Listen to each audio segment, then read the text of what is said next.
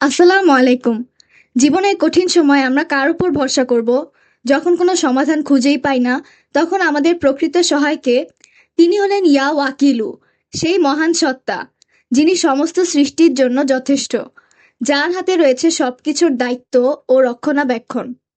ওয়াকিল শব্দের অর্থ পরিপূর্ণ কর্মবিধায়ক ও রক্ষণাবেক্ষণকারী। আল্লাহর এই নাম বোঝায় যে তিনি সর্বশ্রেষ্ঠ প্রতিনিধি, যার হাতে সমস্ত সৃষ্টির দায়িত্ব। তিনি তার বান্দাদের দেখাশোনা করেন, তাদের যত্ন নেন এবং সঠিক পথ নির্দেশ দেন।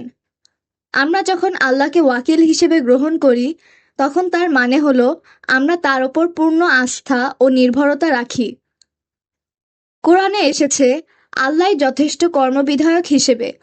সূরা আন-নিসা আয়াত ৮১। আল্লাহ বলেন, তুমি আল্লাহর উপর ভরসা করো, তিনি যথেষ্ট কর্মবিধায়ক হিসেবে। সূরা আল আহজাব আয়াত ৩। যে ব্যক্তি আল্লাহর উপর ভরসা করে তার জন্য আল্লাহই যথেষ্ট। সূরা আত তালাক আয়াত ৩।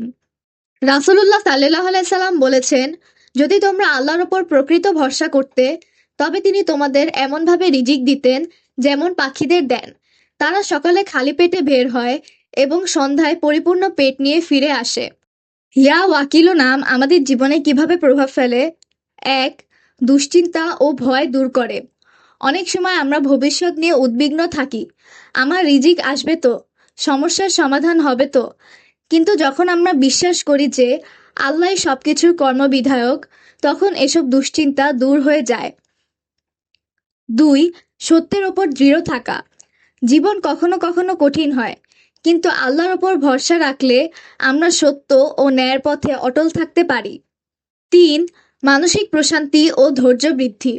আল্লাহর উপর ভরসা করলে অন্তরে প্রশান্তি আসে, কারণ আমরা বুঝতে পারি যা কিছু হচ্ছে তা আল্লাহর পরিকল্পনার অংশ। ৪. আত্মনির্ভরশীলতা ও আত্মবিশ্বাস বৃদ্ধি।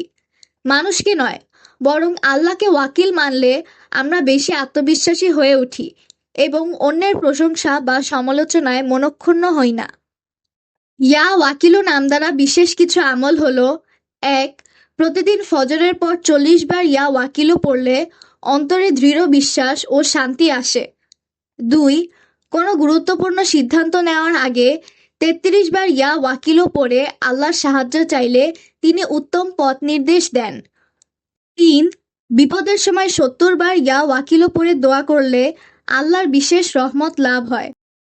একটি ঘটনা বলা হয়, একজন ব্যক্তি একবার রাসূল সাল্লাল্লাহু আলাইহি সাল্লামের কাছে এসে বললেন, আমি কি শুধু উটের দড়ি খুলে আল্লাহর উপর ভরসা করব? তখন নবী সাল্লাল্লাহু আলাইহি সাল্লাম বললেন, না, প্রথমে উট বাঁধো, তারপর আল্লাহর উপর ভরসা করো। এটি আমাদের শেখায় যে ভরসা করা মানে কেবল বসে থাকা নয়, বরং চেষ্টা করার পর আল্লাহর উপর নির্ভর করা। আসুন আমরা আমাদের সব চিন্তা, সব দুশ্চিন্তা আল্লাহর কাছে সমর্পণ করি। তিনি আমাদের রক্ষা করবেন, পথ দেখাবেন এবং উত্তম সমাধান দেবেন। আল্লাহ আমাদের তার ওপর পূর্ণ ভরসা রাখার তৌফিক দিক। আমিন। আজ এখানেই শেষ। আল্লাহ হাফেজ। আসসালামু আলাইকুম।